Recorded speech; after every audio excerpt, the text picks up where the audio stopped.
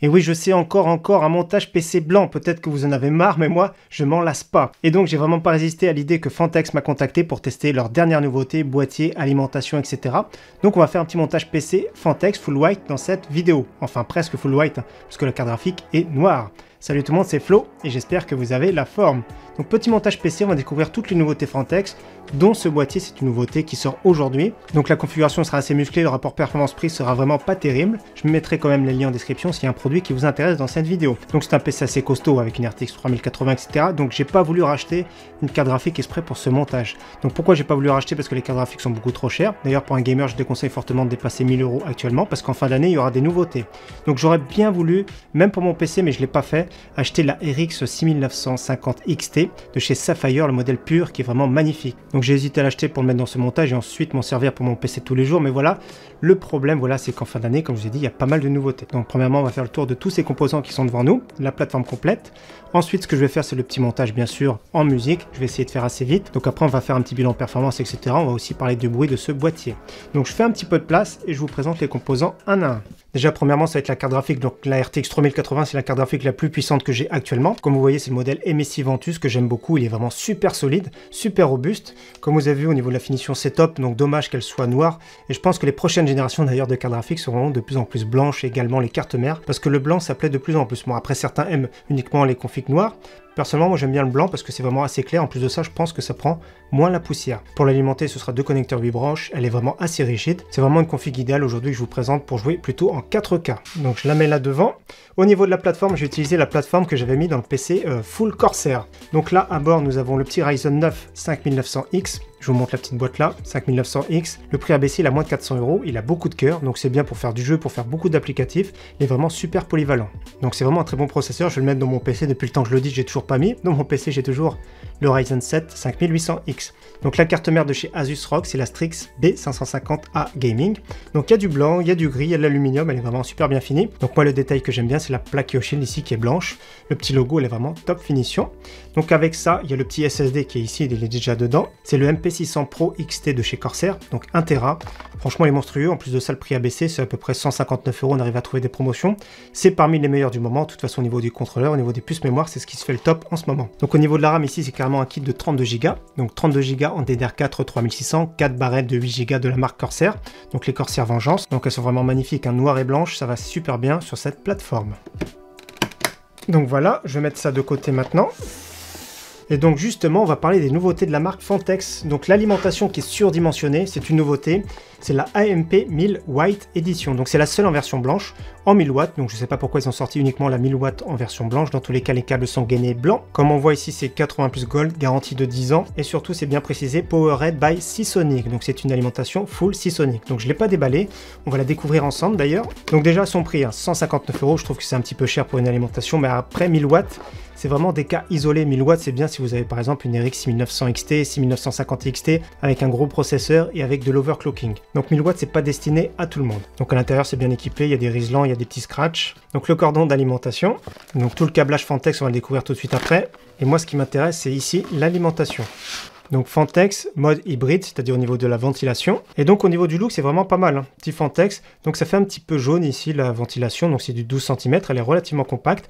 AMP 1000, donc déjà pour du 1000 watts, c'est vraiment très compact. Donc il y a une petite étiquette ici. Au niveau de la connectique, il y a vraiment tout ce qu'il faut. Donc elle est vraiment très jolie, très propre. Alors je sais pas si ce boîtier a une fenêtre. Donc non, ce boîtier n'a pas de fenêtre, donc c'est dommage. Donc personnellement, je vois pas l'utilité d'une alimentation blanche sur un boîtier qui n'a pas de fenêtre. Après, le seul avantage, bien sûr, ça va être les câbles qui sont gainés blancs. Donc voilà, au niveau du câblage, il y a tout ce qu'il faut. On verra ce que ça donne au niveau du montage, mais on dirait pas que c'est pas un blanc pur. Ça fait un blanc cassé, on va dire, comme un petit peu ici le ventilateur. Donc au niveau du water cooling, donc c'est pas une nouveauté, mais il est vraiment assez récent celui-ci. C'est le Glacier One 360 mph, donc je sais pas si ça veut dire miles par heure, donc 360 mm. Donc personnellement, j'aime bien son look. Son seul défaut, ça va être son prix. Pour moi, 199 €, c'est un petit peu trop cher. Il y a énormément de concurrence en face. Donc après, on va voir au niveau du silence, au niveau des performances. Mais personnellement, je trouve que c'est quand même un peu cher pour un 360 mm, même s'il est de qualité. Donc là, c'est pareil, ça reste un gros bébé. Donc là, le petit carton, sympa. Merci d'avoir choisi Fantex. Donc là, je suis surpris parce qu'on voit le cache de la pompe. Donc ce qui est bien, c'est que ce cache-là peut aller dans deux sens, hein. L'écriture Fantex ici, l'écriture Fantex là, et donc également ce sera adressable RGB. Le bundle a l'air d'être complet par contre avec le petit pad thermique Fantex et avec les petits écarteurs de tuyaux. Donc ventilateur blanc non RGB, des cylindres blocs en caoutchouc. Voilà, petit logo Fantex avec la petite pastille. Donc ils peuvent se brancher en chaîne, ça c'est vraiment pas mal. Donc voilà évidemment bien sûr les 3 ventilateurs. Donc je suis surpris, la particularité fournie avec, ce sont des cadres ici RGB. Donc voilà, je trouve ça original. Après je sais pas dire si c'est bien ou pas bien, mais sur le blanc ça va bien se refléter le RGB. Donc bien sûr il y a les 3 dans le bundle, donc ça fait beaucoup de câbles. C'est ça le problème du RGB, c'est que plus il y a de RGB, plus il y a de câblage dans un boîtier. Et donc on va regarder la qualité des tuyaux et du radiateur. Donc radiateur de 360 mm comme vous voyez. Donc au niveau de la peinture, la qualité a l'air d'être vraiment pas mal. Moi ce que j'aime pas, de toute façon sur les radiateurs de water cooling, c'est quand c'est pas à angle droit. Je trouve qu'au niveau de la finition, ça fait un petit peu bâclé. Je trouve ça vraiment dommage. Dans tous les cas, ça reste vraiment pas mal au niveau de la finition du produit. Donc les 2 tuyaux sont gainés blancs, ils sont vraiment assez souples. La pompe vraiment très simple Fantex, il y aura le cache qui va dessus. Et donc on continue avec le boîtier ici. C'est le G360A de la marque. Donc c'est une nouveauté, ça sort aujourd'hui. Donc le prix sera de 99 € pour ce boîtier. Donc il existe actuellement le P360A. La différence c'est que la version G ici aura 3 ventilateurs de 12 cm en façade.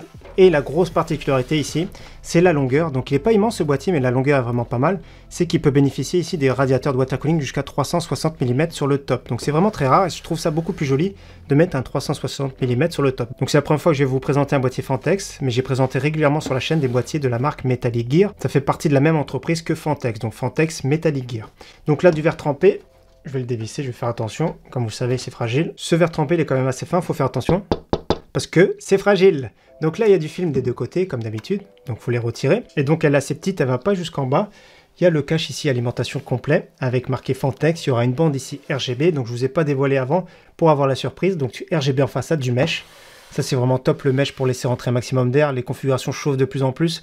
Les cartes graphiques vont chauffer de plus en plus. Plus consommer, qui dit plus consommer en général dit plus chauffer. Donc c'est bien d'avoir du mesh pour laisser rentrer un maximum d'air. Et donc je vais déjà poser ça avant de faire un accident. Et donc le water cooling sera sur le top ici, 360 mm. Donc il reste un emplacement ici pour ventilateur à l'arrière. Et c'est pour ça que j'ai un pack ici de la marque Fantex. Ce sont les SK PWM Fan qui coûtent un pack environ 35-40 €. Donc je l'ai vu à 34,90 € sur le site Case King. Donc 3 ventilateurs, ce sont exactement les mêmes que ceux de la façade.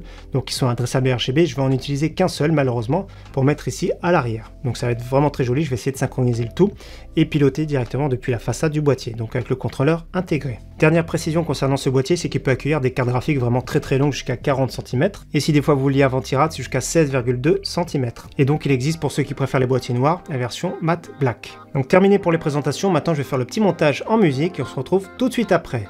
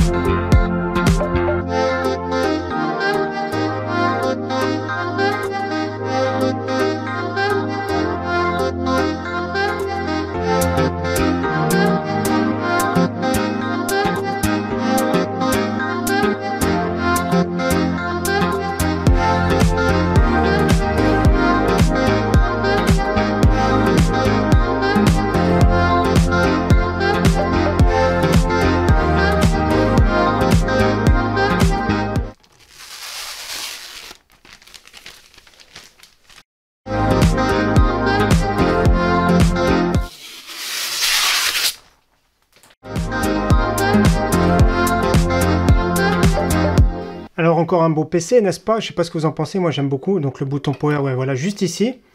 Donc franchement c'est pas mal. En plus de ça, le contrôleur, il y a pas mal de modes, c'est vraiment impressionnant. Donc il y a les modes, il y a les cycles différents. Donc directement depuis le boîtier. Donc vous avez vu, moi je trouve ça vraiment super cool. Donc j'avance un petit peu si vous voyez mieux. Donc personnellement moi j'aime bien, je préfère directement depuis le boîtier gérer les cycles d'éclairage. Donc au niveau du bruit déjà pour commencer, je vais me taire un petit peu. Donc au repos c'est 35 décibels, c'est très silencieux, pourtant il y a quand même pas mal de ventilateurs. Et en charge il va monter jusqu'à 38-39 décibels, donc c'est pas bruyant en soi. Donc ce que je vais faire c'est que je vais retirer la vitre en verre trempé pour éviter les reflets déjà. Voilà. Et donc je vous montre de plus près déjà, je vais vous expliquer un petit peu le montage. Déjà le ventilateur à l'arrière, au début je l'avais mis, puis après je l'ai retiré.